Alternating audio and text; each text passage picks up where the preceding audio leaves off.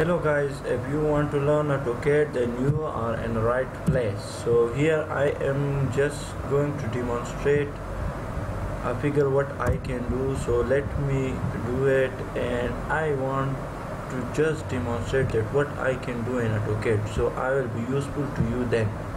So this is just a short video and I cannot explain very much, so that's why you have to a little bit compromise with me, and then I'll be able to fully work with you. So guys, please like my video, and if you have some work then give me, and I will be able to help you, and I will be very happy.